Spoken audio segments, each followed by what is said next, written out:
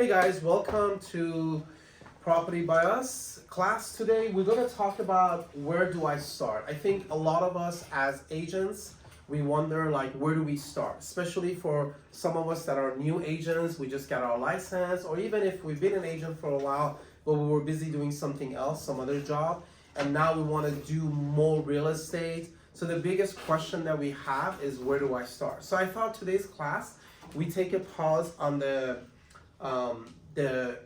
series that we were doing. We can jump into more of a dialogue class where I can ask some questions, you guys can give me your feedback, and we can get six things that help us to pitch ourselves, to give our card out, to get our first client, to make our first sale. So the question is, where do I start? So let's begin, and I want you guys to participate, all of you guys. So where do we start? What is so let's say I know there's a few of you here that just you guys are working on your first sale. Louisa is. So where did you start, Louisa? Like, what is the first thing that you did beside signing up with a broker and like getting your MLS? I'm not talking about those things. I'm talking about where do you start to get your first client? What steps did you take? Okay, actually, I just kind of identified the family members or friends that I know that, they're either planning to get a house or they already started to get a house, but for some reason they stopped, let's say the prices were going up or the rates. And then I targeted those family members and the friends. I just approached them either in person or with the text, and I asked them, if they're still interested in buying a house. And that's how I started. That was the very first step. So that's really good. Consistent. That's really good, and we'll get to that. Like, what do you do once you do that? So I put on the board, identify family members and friends circle.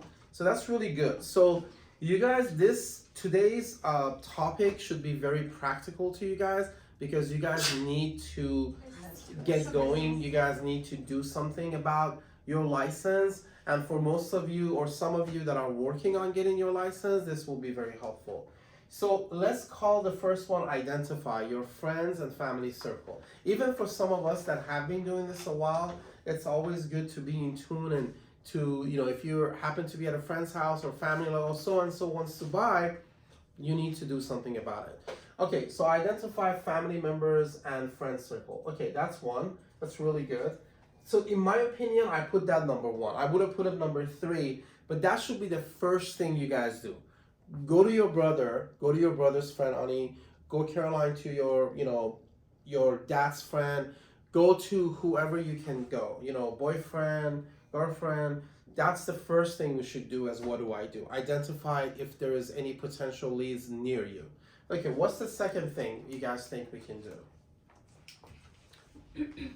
After the identifying, you can invite them to the office to... I want to put that for what do you do when you get the chance. That would be for there. No, where else do you look? So let's stay with the leads. So where else can you... So where do I start? Where you start is you're finding leads, right? So that was the first lead, friends. Where else can we do leads? What are you guys doing now, Caroline? You were just telling me about... I think what you did previously, like the open house thing. So tell us about that. Yeah. So you schedule open houses and host open houses and host open buyers. Houses. Okay, so we'll do that. So we can host open houses. So in parentheses, put obviously our own or other agents, right?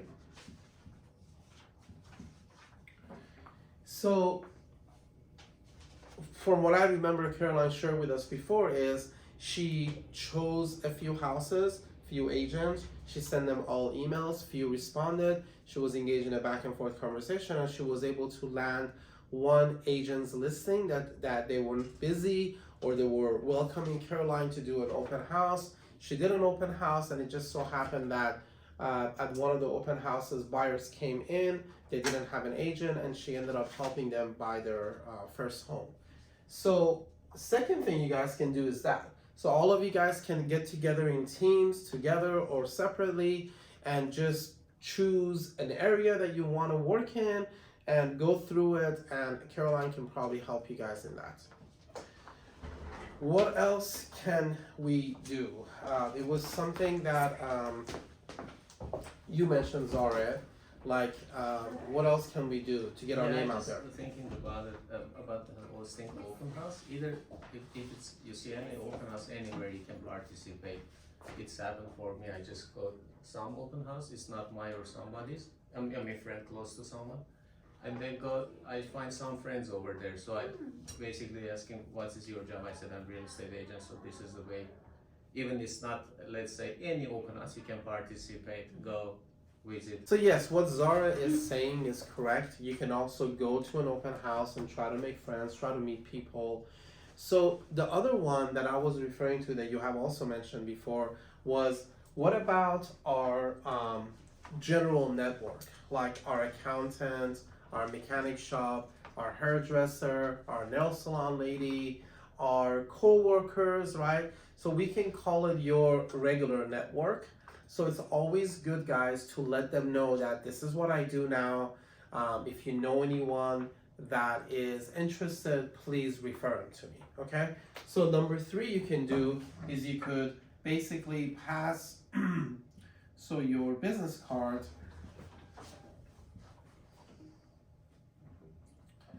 to your, let's say, general network, and that would be like accountant,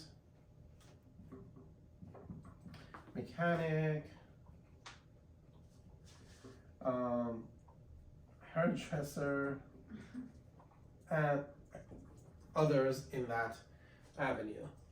So again, number 1, identify the closest people to you. Number 2, get out there in the open houses, email other agents, try to get, just get out there. And it's always good to go to open houses. Even when I first got my license, I was going like you to open houses just to get a feel of it, just to get familiar with it, how things work. And pass your business card. That I really feel you don't know. You might lose hope after you pass it to so many people, but all you need is one person to decide. I know like Joelle worked at a nail salon place, and she put some of her cards over there, so you guys can do that. I know Ani's brother has a restaurant, maybe you have put your cards over there. You never know how this will affect. So beside passing your business cards, guys, to your general network, your mechanic, your accountant, there's 3 other things I put on the board that I just want to mention. What else can we go to find a lead? So what do? I got my license. What other things come to mind that you guys have thought of, or you guys may have done that you could find leads? What do you guys? Social media? Yeah. So let's do social media. So social media is a very, very popular avenue now. For most of you that are younger, that are more in tune, it's a really good, I know Anna is really strong in it, so you guys can try to find leads. And I know it's not going to be easy, because a lot of social media, I feel like it's like, oh, how cute, and that's it. It's not as maybe strong as like if you know someone, like a friend or someone. And we're going to get to what do you do when you have that chance, like following through or inviting them to office. We'll get to that in a second. So social media. Number 5, I think Zillow, and I talked about this before. I'm putting it 5. So remember, guys, I'm going from like the most favorable practical way to the least practical way. So most of you may never do Zillow at the beginning, but I did it, and it's still an option. So I'm putting it up there. So Zillow, what I did and what I talked about is with Zillow, you could partner up. You could buy a zip code in a city, and they send you leads. Basically how it works, you might spend $3,000 a month, $2,000 a month. Hopefully you close a deal and then you make money. The way Zillow put it is, once you're with them like 6 months, then the money you put in 7th month and 8th month is free money, meaning it pays for itself and you continuously have. So I think a lot of people that are long-term investment, it does work, but you do need a capital for that. You do need some money, okay? So number 6, what do you guys think? What else comes to mind that we can do, even if it's not as strong and as good? Is it? Networking events. Say it again. Networking events. Networking with clients. Like events. Events. Oh, events. Networking events. That's good. Networking events. So, okay, let's put that and we can connect it.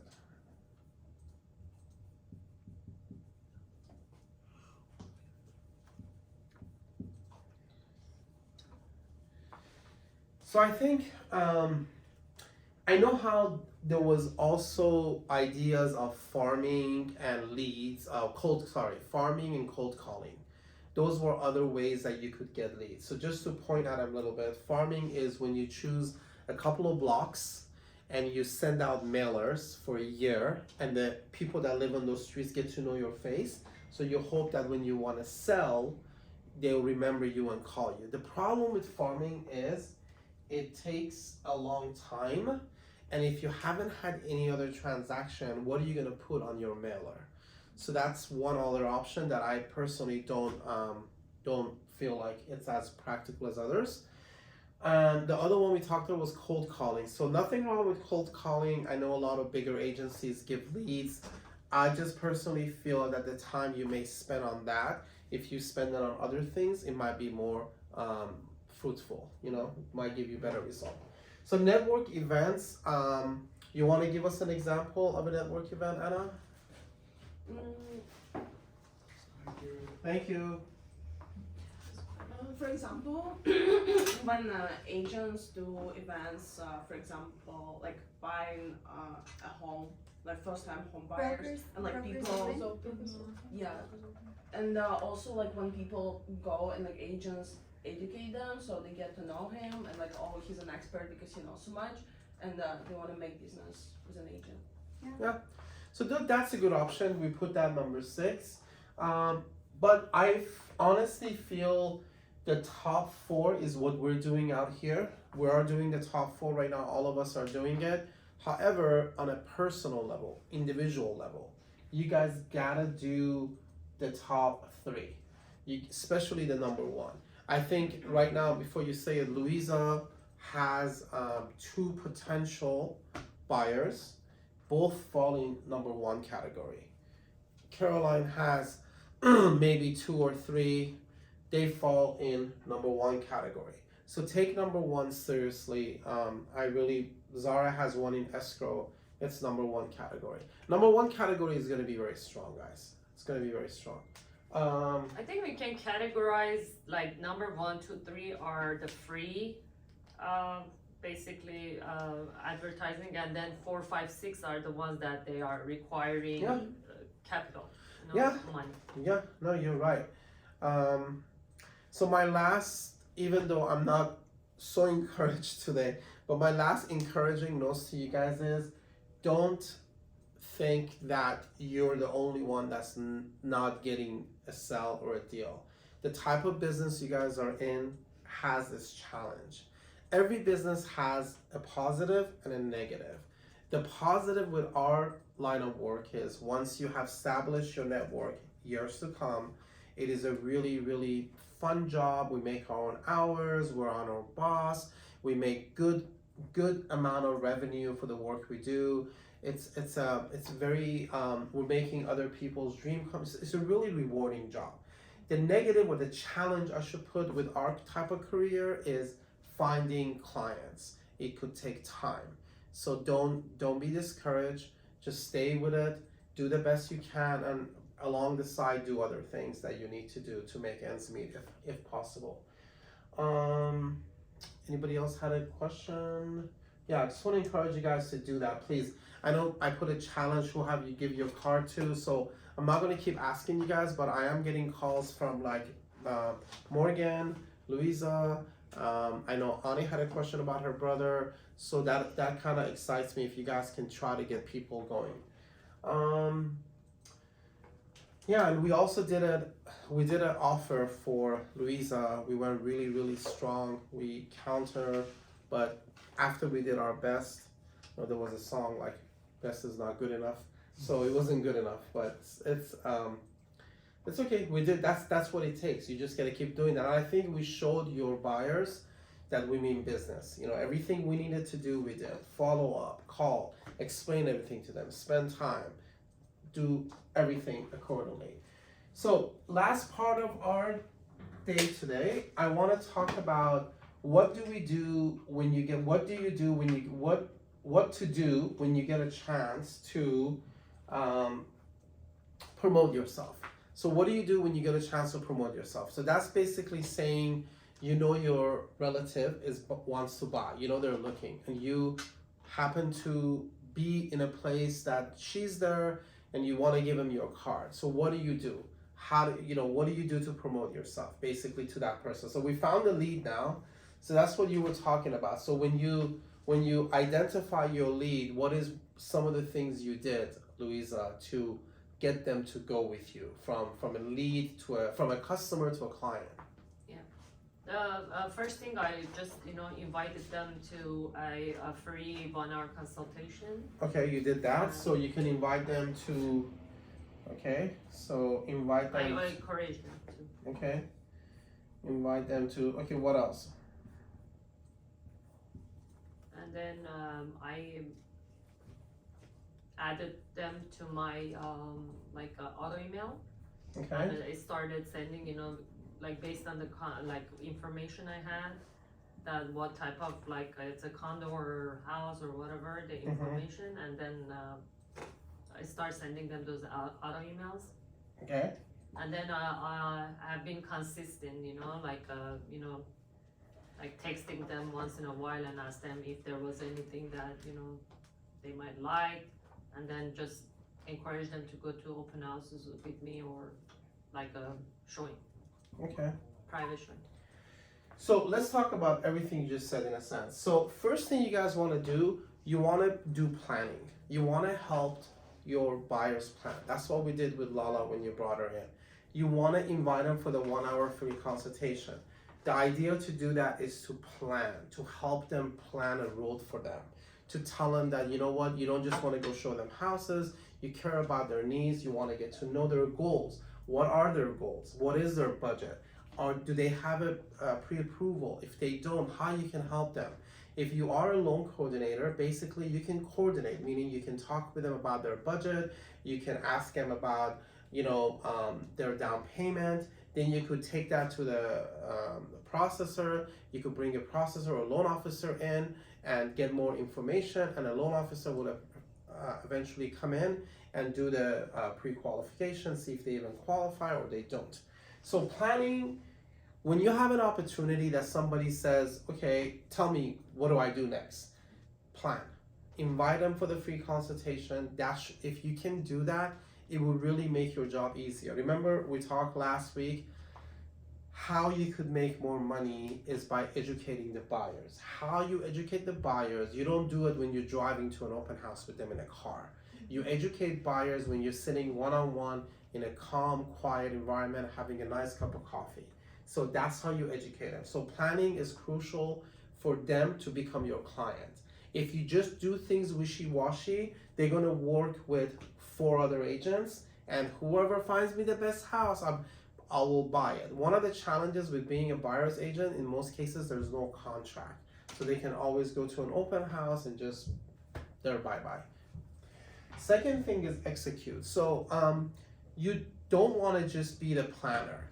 You don't want to just be like their venting machine. Like you don't want to just call you and say, oh, this is what's going on. Oh, I found this. You want to make sure that if they have so once the planning is over, in the planning, you do the budgeting, you do the lending, you help them get the pre-qual. Once that's over, you got to execute. And that's where it comes up. You got to follow through. You got to do the auto email. You got to take them to open houses.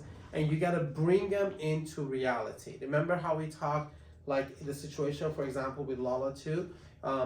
Some buyers, they're not realistic about their desire versus what's happening in the market. So execute is important. So I remember one time, Louise and I had their borrower here, and we're going back and forth, everything was clear, and I was more pushing them to execute because it was time to execute. So there's a time that you invite and you just give information, and then there's a time that you tell them, okay, what do we do? Are we gonna do this or we're not gonna do it? So that's basically moving forward. So I would divide it in 2 phases, guys. When you have an opportunity to pitch yourself to your boyfriend's friend, to whoever you have, to your brother, first thing, bring him in the office. Bring him in the office. If you can, bring him in the office. Talk to them here. Even if you guys have learned and you're more in tune, bring him in. Use your nice notebook, open it up. Okay, so how much down payment do you have? Like, do the whole lending coordination, budgeting that we talked about, right? They will show you in action, I think. And if I can help, obviously I'm here to help. So once you did the planning, and then instead of asking them like maybe in their car or over the phone, like what cities do you want to buy? It's so much nicer if you sit face to face and you say, so do all of that. What cities you want to buy, how many bedrooms, do all of that. Lending, housing, everything. Once you've done the planning, you get the pre-approval. If they do qualify, obviously, and everything is ready, then it's time to execute. And that's when you follow through, you take them to open houses. And Ani knows this, Ani in the corner, my assistant Ani, she knows like if you sometimes let them just go to open houses, because sometimes they'll call you, they're like, you know what?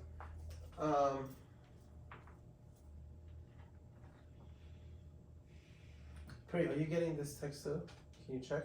I did, yeah. Okay. I'll take care of it. Okay, so basically, Ani knows sometimes your clients will call and say, oh, I like this house, it's an open house, it's near my house, I'll just go. If you can go, please go with them. Go with them. Don't send them on their own. If you obviously absolutely cannot go, then it's okay. Just tell them, okay, call me if you have any question. Maybe you can text your business card to them and say, have my business card on your phone. You can tell the agent, this is my agent's number. If you like the house, you could text it to the other agent, so on and so forth. So it's very important that we execute and we stay with it. So that's pretty much it, guys. Today, I just wanted to do a shorter kind of dialogue class because I know we talk a lot about negotiation. We talk a lot about, how to help a buyer get educated. We talk a lot about lending 101, but that information without any action, it's pointless. It's just gonna be like buffed up somewhere and it's just gonna fade away. So I wanted to also do a class today about action. So you guys can, again, I know most of you knew this, but in conclusion, please think and identify opportunities that you could present yourself, especially to your network of friends and family. Outside of that, to your general network, which is like mechanic, accountant, and any opportunity you get to social media, any opportunity you get to events, and obviously open houses. Any questions? Any other comments? Anything? Sure. About the buyer's contract, do you need to sign an exclusive rights with the buyer so they wouldn't go to like listing agents and stuff? You can, and it is recommended that you guys sign a buyer's contract. So your buyers, they say usually then you're not a taxi driver.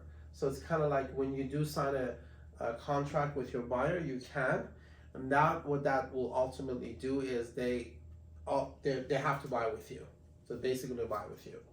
But in reality, to be honest with you, it's not